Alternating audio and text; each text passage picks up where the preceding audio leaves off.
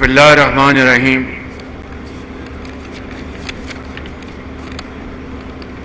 انتہائی قابل احترام امیر جمعیت علماء اسلام حضرت مولانا فضل الرحمان صاحب، گورنر کے پی حاجی غلام علی صاحب، وزیر مواصلات مولانا اسد محمود صاحب، وفاقی وزرائے کرام، صوبائی وزرائے کرام، چیف سیکرٹری آئی جی کے پی، وفاقی سیکرٹریز،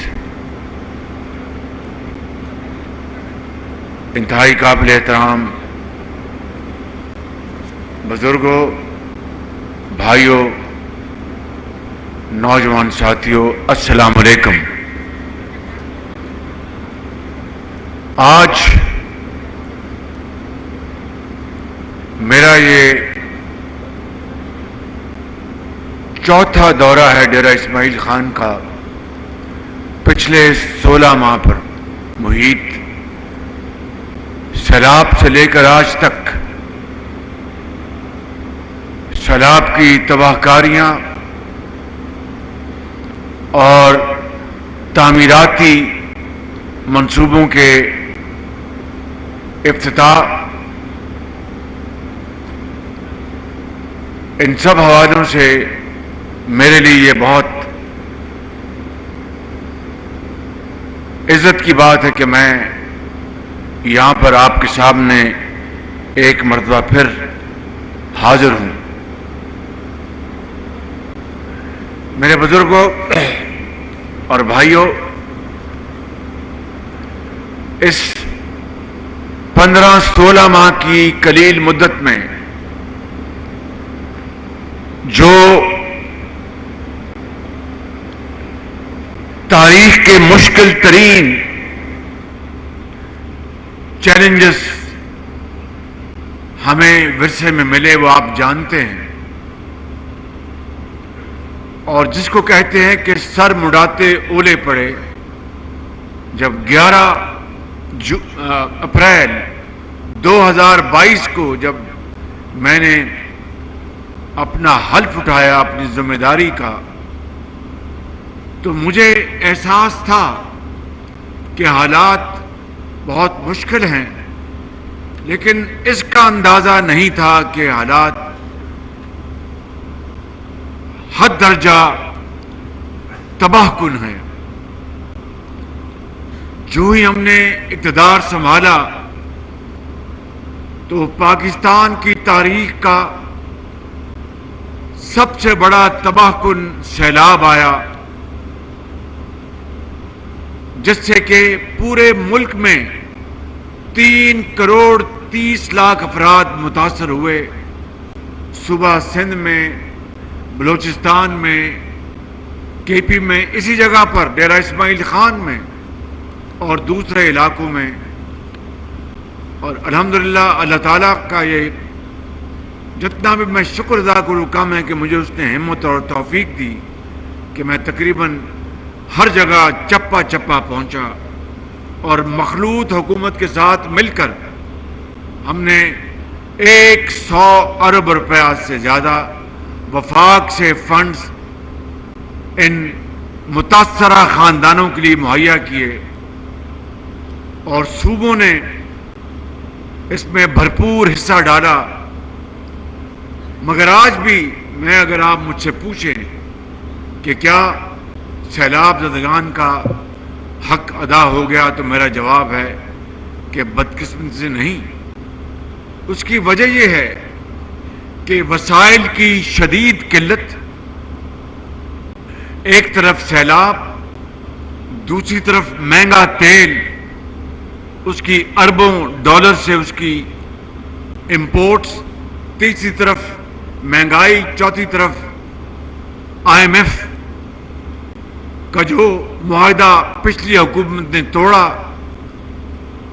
دہشت گردی اور سیاسی افراتفری، یہ وہ چیلنجز تھے کہ جس کا میں نے اپنے پورے سیاسی کیریئر میں اس کا میں نے نہ کبھی سامنا کیا، نہ کبھی سوچا، لیکن الحمدللہ ہمت نہیں آ رہی اس خدائے بزرگ و برتر جس کے قبضے میں ہم سب کی جان ہے، اس کے سہارے ہم سب۔ کسی دن مولانا فضل الرحمان صاحب مجھ سے پوچھتے تھے کہ وزیر اعظم کیا یہ حکومت ہم نے سنبھالی ہے یہ عوام کو مہنگائی دینے کے لیے؟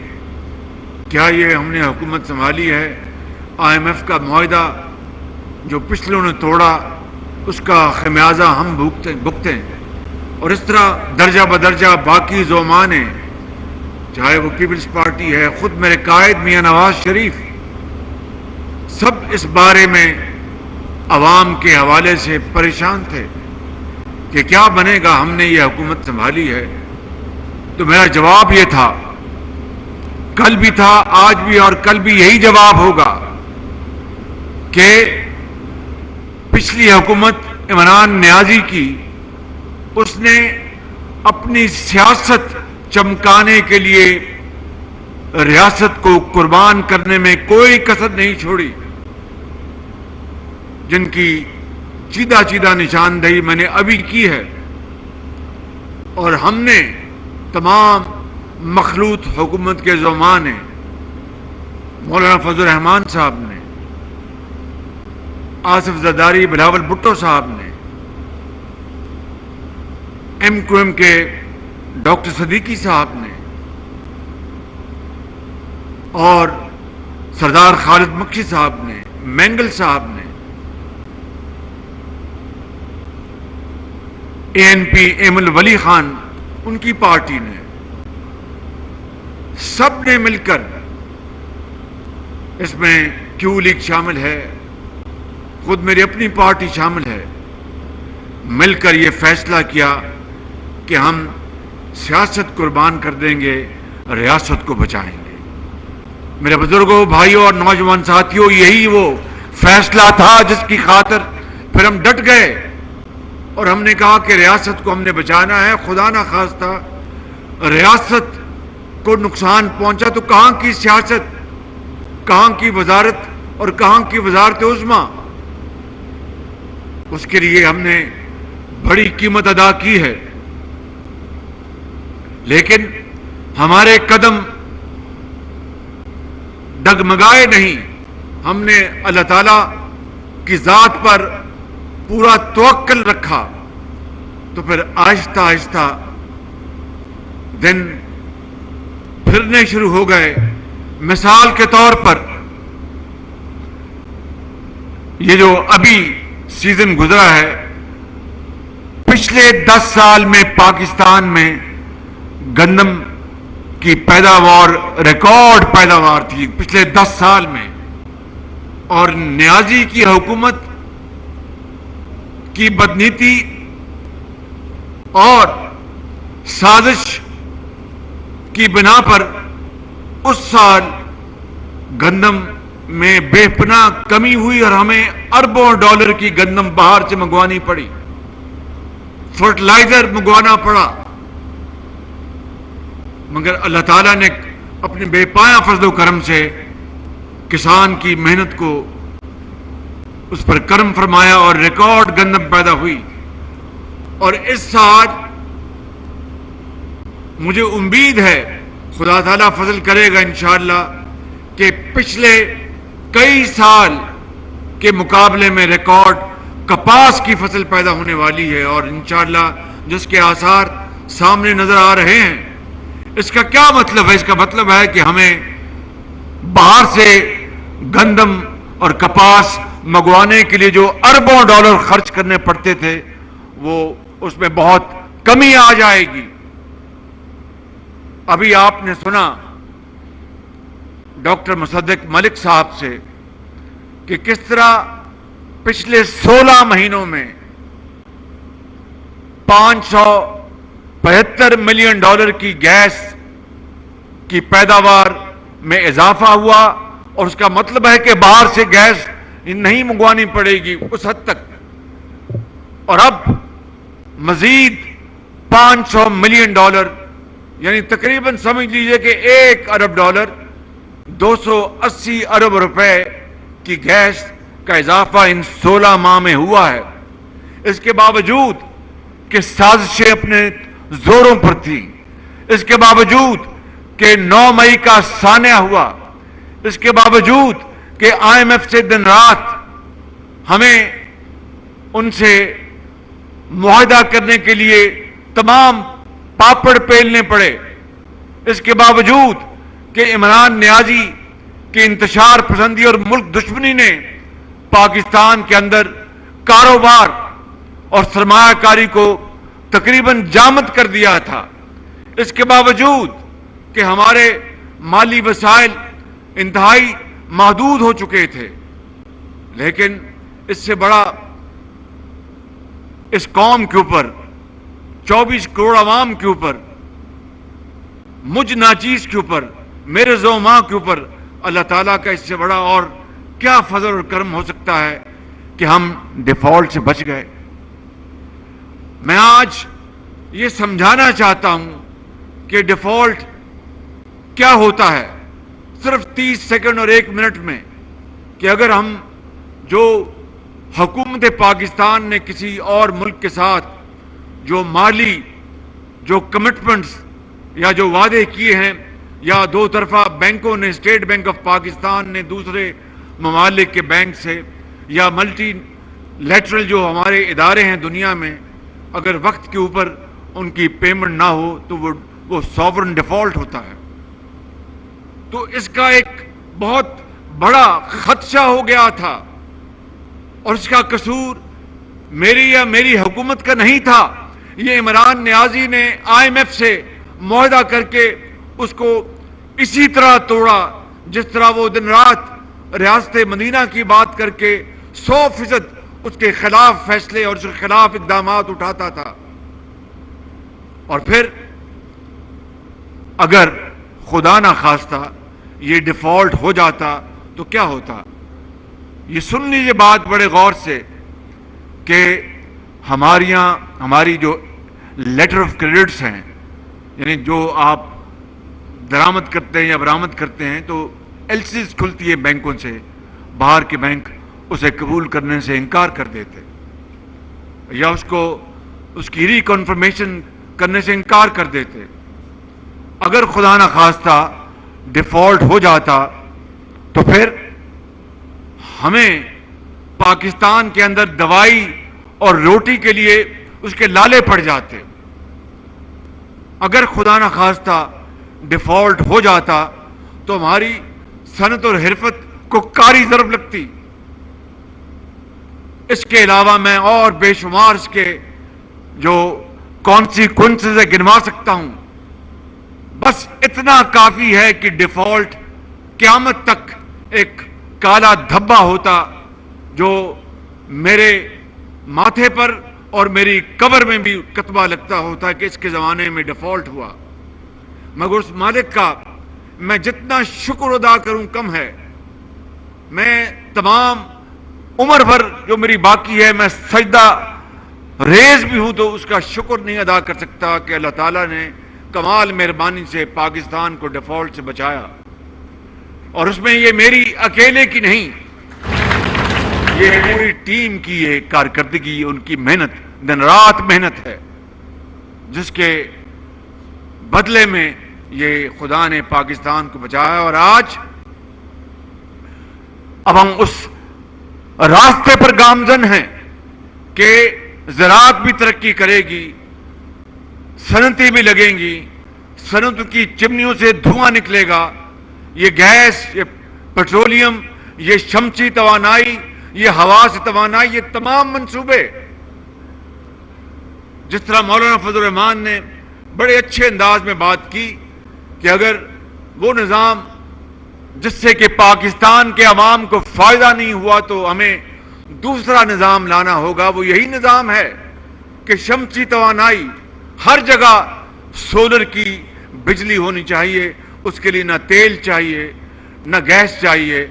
خدا تعالیٰ نے اس ملک کو بہت شاندار سورج دیا ہے جو بلوچستان کے پہاڑوں پر چمکتا ہے, جو پنجاب کے میدانوں میں چمکتا ہے, اور ہوا کے بے شمار کوریڈورز ہیں, پن بجلی کے اتنے بڑے ذخیرے ہیں.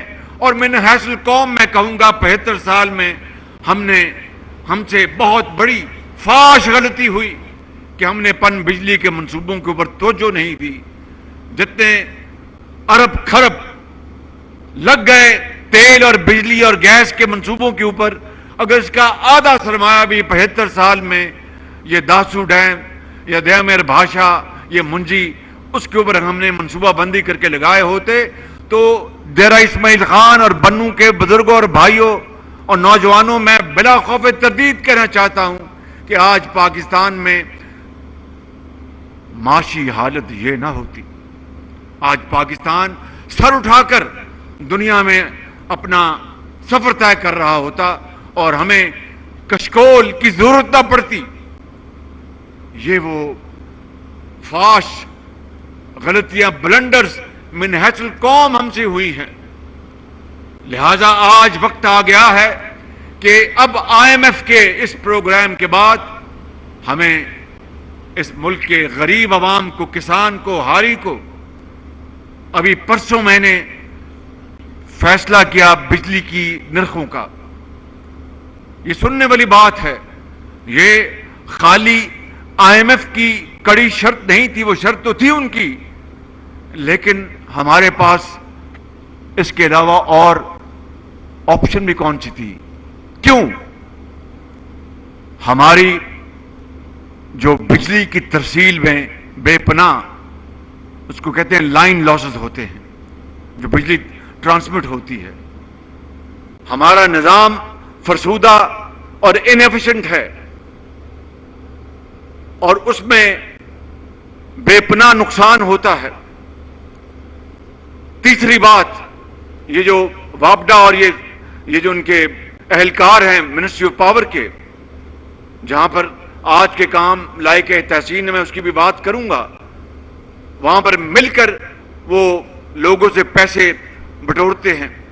ایک کا بل دوسرے کو دے دیا, تیسرے کا بل چوتھے کو دے دیا. اور چوتھی اور سب سے خطرناک بات کہ بڑے بڑے سرمایہ کار بجلی چوری کرتے ہیں اور مل کر بل جو ہے آدھے پونے داموں میں جناب بل ادا کرتے ہیں. یہ کل مجموعہ, یہ تقریباً غور سے سنیے منسٹر صاحب, ذرا غور سے بات سنیں. منسٹر آف پاور ادھر توجہ فرمائیں.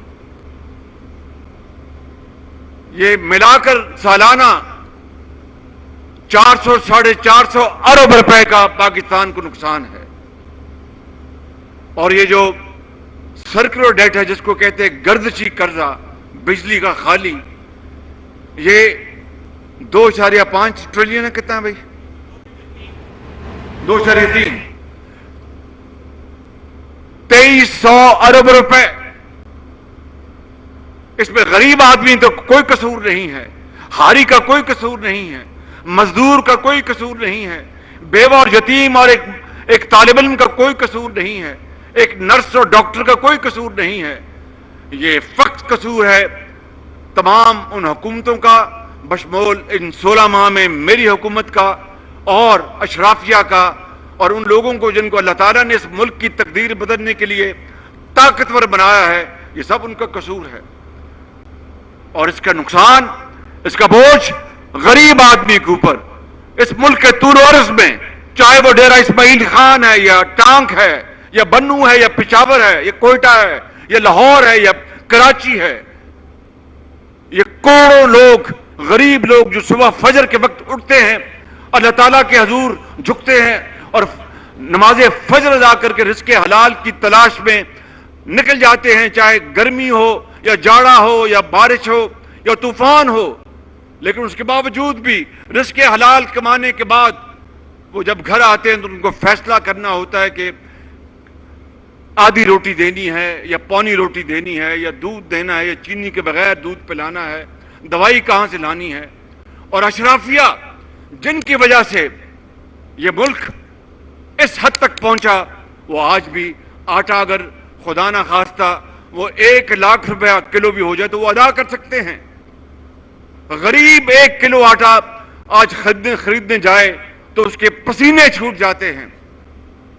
حضرت مولانا یہ ہے جس نظام کا آپ نے اشارہ کیا اور جس تبدیلی کے لیے آپ نے ایک باقاعدہ آپ نے پورا اپنا وزن ڈالا اور پوری قوم کو دکھایا کہ اس ملک کے اندر ایسی حکومت جو کہ نام لیتی ہو پاکستان کا اور پاکستان دشمنی کرے، ایسی حکومت.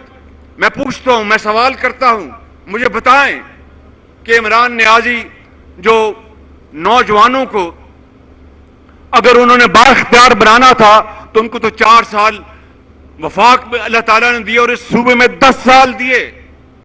میں پوچھنا چاہتا ہوں کہ کتنے وظائف دیے انہوں نے اس صوبے میں، یعنی ڈیرہ غازی خان سے لے کر اور وہاں تک پارا چنار تک کتنے وظیفے دیے انہوں نے بچوں اور بچیوں کو تعلیم کے لیے. میں اپنی بات نہیں کرنا چاہتا یا میں خود نمائی کے لیے نہیں آیا، لیکن صرف موازنے کے لیے میں کہنا چاہتا ہوں کہ جب میں 10 سال رہا خادم نواز شریف کی قیادت میں پنجاب میں تو لاکھوں بچوں اور بچیوں کو جو انتہائی ذہین قابل مگر ان کے پاس وسائل نہیں تھے، ان کے والدین کے پاس رزق حلال کمانے کے باوجود ان کو ہم نے وظائف دیے اربوں روپے کے، اور لاکھوں بچے اور بچیاں وہ تعلیم کے زیور سے آراستہ پیراستہ ہوئیں. آج ہزاروں ڈاکٹرز ہیں، انجینئرز ہیں اور نہ جانے کہاں کہاں وہ ملک کے لیے خدمت کر رہی ہیں. میں پوچھتا ہوں کتنے لیپ ٹاپس دیے 10 سالوں میں عمران نیازی کی حکومت نے کے پی میں. ہم نے اللہ تعالیٰ کے فضل و کرم سے لاکھوں پنجاب میں اور نواز شریف کی قیادت میں وفاق میں لاکھوں لیپ ٹاپس میرٹ پر محنتی بچوں اور بچیوں کو دیے تاکہ وہ ہنر سیکھیں اور ملک کی ترقی میں اپنا پورا کردار ادا کریں.